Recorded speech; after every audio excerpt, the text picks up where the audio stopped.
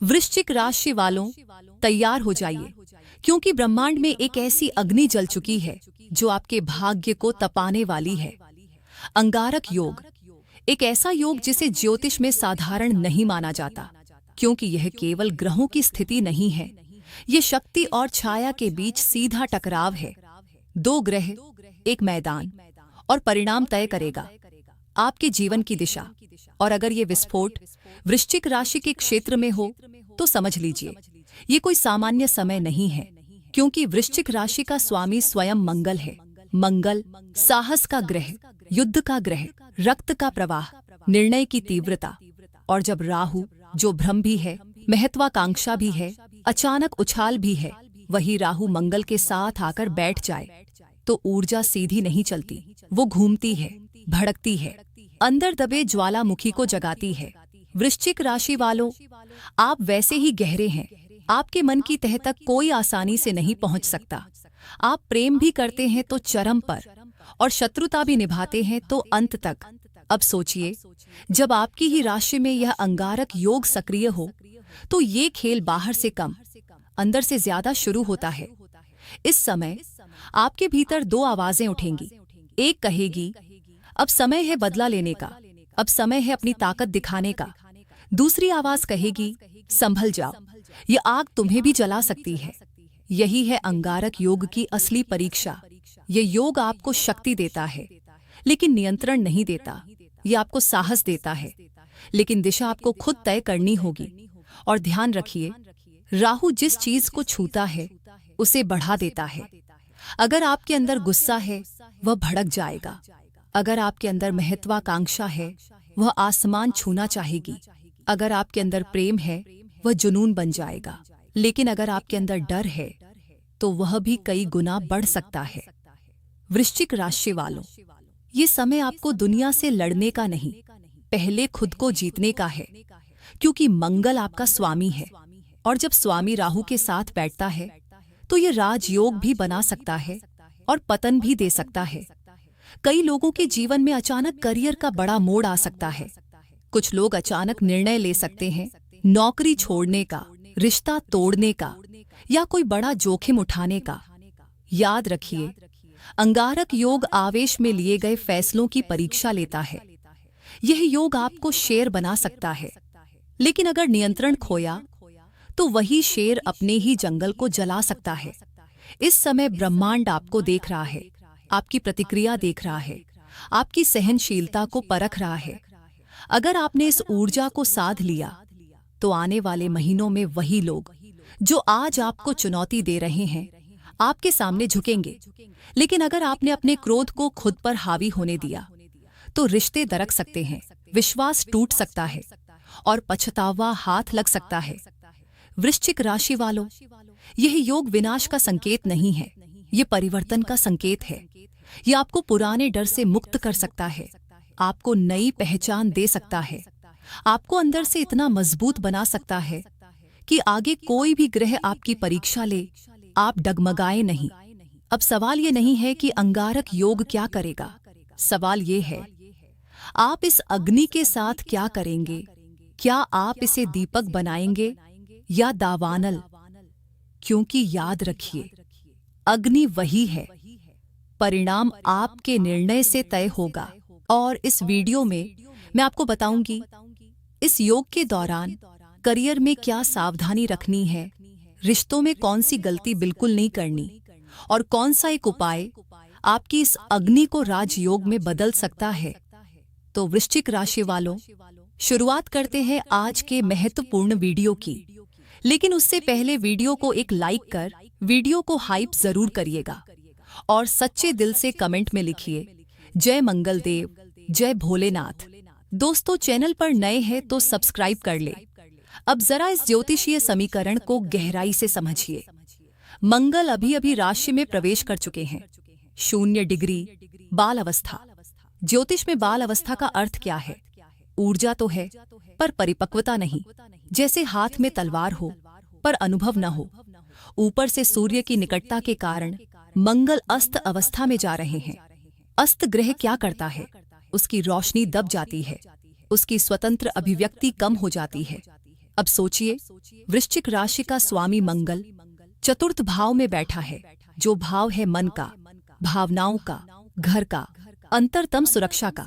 लेकिन वह मंगल शत्रु ग्रह शनि की राशि में है, यानी जमीन आपकी नहीं, ऊर्जा आपकी है, लेकिन मैदान विरोधी का है। और उस पर भी मंगल की ताकत अब भी 0 डिग्री की है।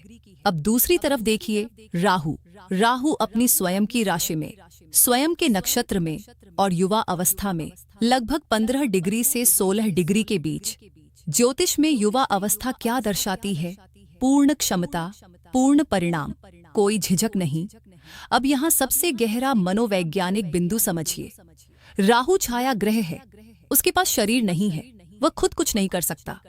उसे किसी देह की आवश्यकता होती है, और देह का कारक कौन? मंगल। यानी इस योग में राहु को शरीर मिल गया और मंगल को दिशा खोने का खतरा। अब जो भी परिणाम आएंगे वो सीधे सीधे मंगल के नहीं होंगे, उनमें राहु की मिलावट होगी। इसका मतलब क्या? गुस्सा आएगा पर वजह छोटी होगी, निर्णय लेंगे पर बाद में लगेगा कि जल्दी कर दी, महत्वाकांक्षा बढ़ेगी पर शांति कम होगी। वृश्चिक राशि वालों, यहाँ असली युद्ध बाहर नहीं है, ये युद्ध आपके मन के चतुर्थ भाव में है। राहु मंगल के माध्यम से आपके अंदर की असुरक्षा को भड़का सकता है। क्या लोग मुझे कम समझ रहे हैं? क्या मुझे अपना वर्चस्व दिखाना चाहिए? क्या अब चुप रहना कमजोरी है? यही राहु का मनोवैज्ञानिक खेल है। मंगल कहेगा करो, राहु कहेगा अभी करो, तुरंत करो, बड़ा करो। और जब दोनों की यह युति चतुर्थ भाव को छूती है तो घर के अंदर की शांति, मन की स्थिरता, भावनात्मक संतुलन सब परीक्षा में आ जाते हैं। कई लोगों को अचानक घर बदलने का विचार आ सकता है। कुछ लोग माता से टकराव महसूस कर सकते हैं, कुछ को अपने ही घर में बेचैनी लग सकती है।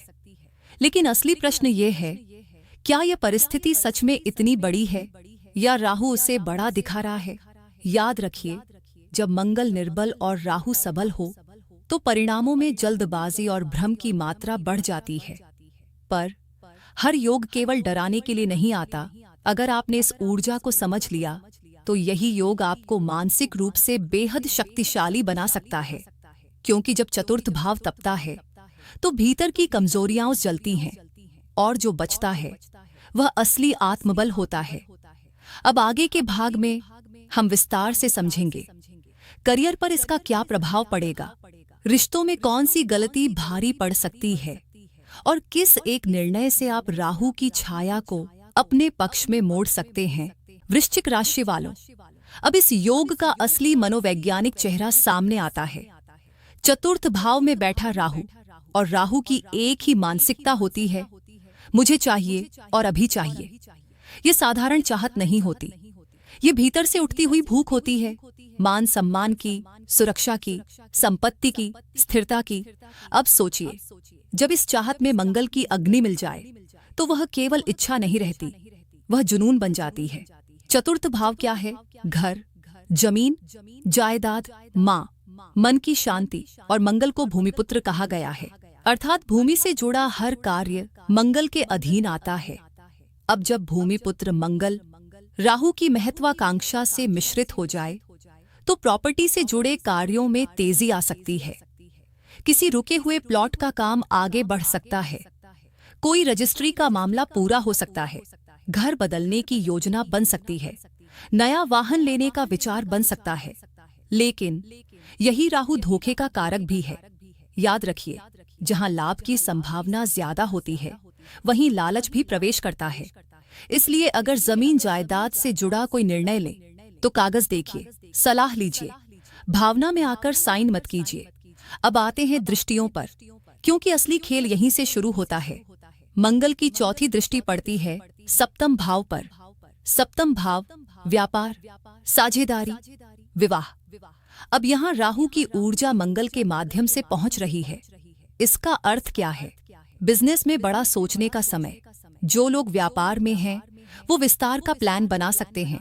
राहु छोटा खेल नहीं खेलता, वह 10 गुना सोचता है। अगर अब तक आप 1 लाख की सोच रहे थे तो अब दिमाग 10 लाख की योजना बनाएगा। नए पार्टनर की तलाश है, संभावना बन सकती है। कोई नया कॉन्ट्रैक्ट, कोई बड़ा क्लाइंट अचानक सामने आ सकता है। विवाह योग्य लोगों के लिए भी प्रस्ताव आ सकते हैं, लेकिन यही स्थान दाम्पत्य का भी है। राहु और मंगल की संयुक्त दृष्टि अगर अहंकार को बढ़ा दे तो छोटी बात भी विवाद बन सकती है। इस समय जीतने की मानसिकता कम करें, समझने की मानसिकता बढ़ाएं। अब सबसे शक्तिशाली दृष्टि मंगल की 8वीं दृष्टि। ये दृष्टि सीधे लाभ भाव एकादश घर पर। एकादश भाव क्या है? आय, लाभ, नेटवर्क, इच्छा पूर्ति। राहु स्वयं लाभ को कई गुना बढ़ाने वाला ग्रह है, और जब मंगल की ऊर्जा इस लाभ भाव को सक्रिय करे तो 38 दिनों तक अवसरों के दरवाजे खुल सकते हैं। जहां से कभी इनकम की उम्मीद नहीं थी, वहां से भी पैसा निकल सकता है। पुराना अटका हुआ भुगतान मिल सकता है। कोई प्रमोशन की चर्चा तेज हो सकती है। सोशल नेटवर्किंग से लाभ हो सकता है। इस समय आप अधिक लोगों से मिलेंगे, सामाजिक रूप से सक्रिय रहेंगे, और वहीं से आय के नए स्रोत खुल सकते हैं। लेकिन फिर वही प्रश्न, क्या आप चाहत को लक्ष्य बनाएंगे या लालच को? क्योंकि राहु कहता है मुझे 1000 नहीं करोड़ चाहिए, और मंगल कहता है चलो अभी ले आते हैं। अगर संयम रखा तो यह योग आपको आर्थिक छलांग दे सकता है। अगर नियंत्रण खोया तो अनावश्यक जोखिम में भी डाल सकता है। वृश्चिक राशि वालों, यह समय छोटा सोचने का नहीं है, पर बिना सोचे बड़ा करने का भी नहीं है। इस योग में जो जागरूक रहेगा वही लाभ उठाएगा। अब आगे हम समझेंगे कर्म क्षेत्र पर इसका अंतिम प्रभाव क्या होगा, और कौन सा एक छोटा उपाय इस अग्नि को स्थायी सफलता में बदल सकता है। वृश्चिक राशि वालों, अब सबसे बड़ा प्रश्न, आखिर महर्षि पराशर ने इस योग को अंगारक क्यों कहा? अंगार यानी जलता हुआ कोयला, ऊपर से छोटा दिखे पर भीतर धधकती अग्नि। जब मार्स और राहु मिलते हैं तो ऊर्जा केवल बढ़ती नहीं, भड़कती है। मंगल कहता है मैं शक्ति हूँ, मैं साहस हूँ, मैं क्रिया हूँ। राहु कहता है मैं उसे 10 गुना कर दूंगा। अब जरा रुकिए और खुद से पूछिए, आपके अंदर इस समय कौन सी भावना सबसे ज्यादा है? महत्वाकांक्षा, गुस्सा, प्रतिस्पर्धा, सिद्ध करने की चाह? जो भी है वही 10 गुना होने जा रहा है। यही अंगारक योग की असली परिभाषा है।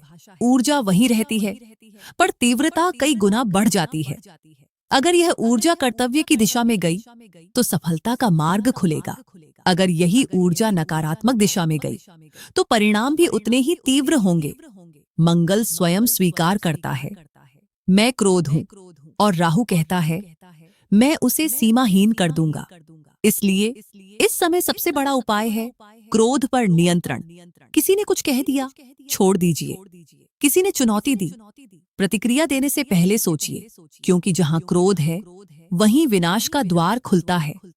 अब एक और सूक्ष्म संकेत, मंगल छोटे भाई का कारक भी है। यदि पहले से कोई मतभेद चल रहा है तो इस समय वह बढ़ सकता है। अहंकार मत बढ़ाइए, पहला कदम आप बढ़ा दीजिए, यही जीत होगी।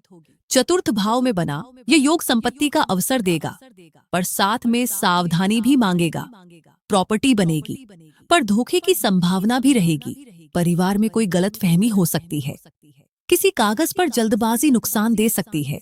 लेकिन ध्यान दीजिए, दशम भाव पर भी प्रभाव जा रहा है।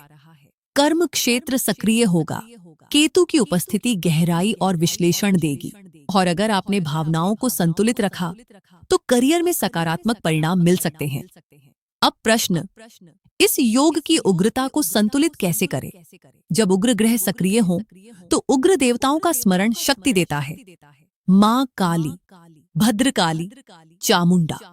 10 महाविद्याओं में तारा, छिन्नमस्ता, बगलामुखी, इनकी साधना ऊर्जा को दिशा देती है।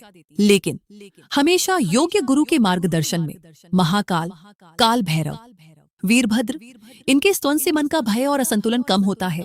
क्योंकि याद रखिए, अंगारक योग डराने नहीं आता, जगाने आता है। ये आपको बताने आता है आपके अंदर कितनी आग है। वृश्चिक राशि वालों, ये समय आपको छोटा नहीं रखेगा। या तो आप इस ऊर्जा को साधेंगे और ऊंचाई पाएंगे, या ये ऊर्जा आपको भीतर से जला देगी। निर्णय आपके हाथ में है। अगर ये विश्लेषण आपको सार्थक लगा हो तो अपना समर्थन अवश्य दीजिए।